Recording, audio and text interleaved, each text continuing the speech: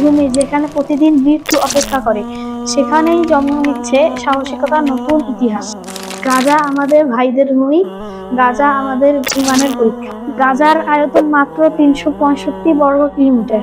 এটি 41 কিলোমিটার লম্বা এবং 6 থেকে 12 কিলোমিটার চওড়া। 2025 সালে গাজার জনসংখ্যা প্রায় 23 থেকে 25 লক্ষ, যা বিশ্বের অন্যতম ঘনবসতিপূর্ণ এলাকা। ইসরায়েল ও প্যালেস্টাইনের মধ্যে দূরত্ব মাত্র 107 কিলোমিটার।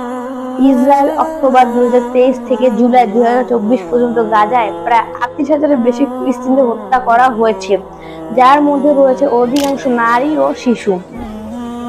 এর মধ্যে 42% শিশু এবং 25% নারী, অর্থাৎ 67% ছিল বেসামরিক নাগরিক।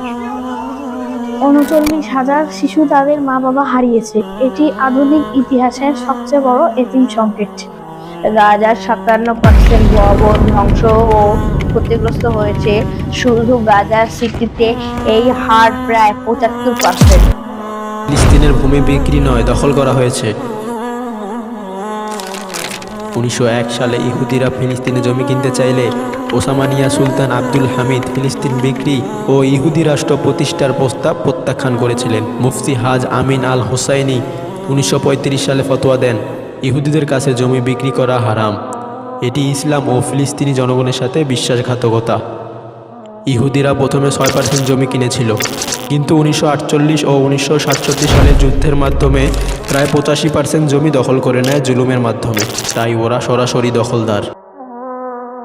বাইতুল মুকাদ্দাস ছিল মুসলমানদের প্রথম কিবলা।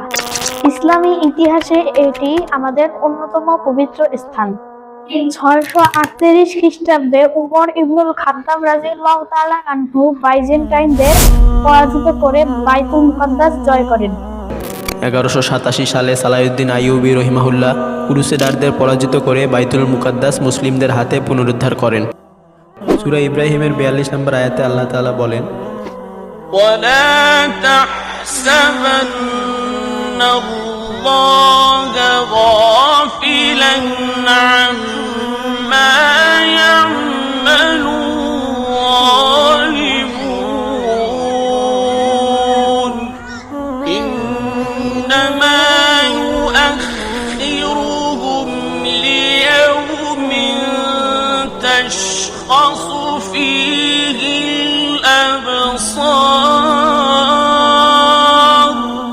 হযরত মুহাম্মদ সাল্লাল্লাহু আলাইহি ওয়াসাল্লাম বলেছেন যে আল মুসলিমু আকুল মুসলিম, মুসলমান মুসলমানের ভাই। আজ ফিলিস্তিনিরা শুধু আমাদের ভাই নয়, তারা আমাদের ঈমানের চূড়ান্ত পরীক্ষা। রাসূলুল্লাহ সাল্লাল্লাহু আলাইহি ওয়াসাল্লাম বলেছেন, তুমি যদি কোনো অন্যায় দেখো তবে তা হাত দিয়ে থামাও, না পারলে মুখে বলো, আর তাও না পারলে অন্তরে ঘৃণা করো। এটাই ঈমানের দুর্বলতম স্তর। আমাদের করণীয়, ইসরায়েলি পণ্য বয়কট করুন। এটি একটি শক্তিশালী প্রতিবাদ। প্রতি ওয়াক্ত নামাজে গাজার ভাই বোনেদের জন্য দোয়া করুন। আমি ইসরায়েলের পণ্য বয়কট করছি, আপনিও করুন। আমি বিশ্বের নির্যাতিত মুসলিমদের জন্য দোয়া করছি, আপনিও করুন। গাজা জন্যকারী উম্মাহ, কারণ ওরা আমাদের রক্তের অংশ। আমরা শুধু পাশে নয়, আমরা তাদের জন্য আওয়াজ তুলব, সহানুভূতি ও দায়িত্ব নিয়ে।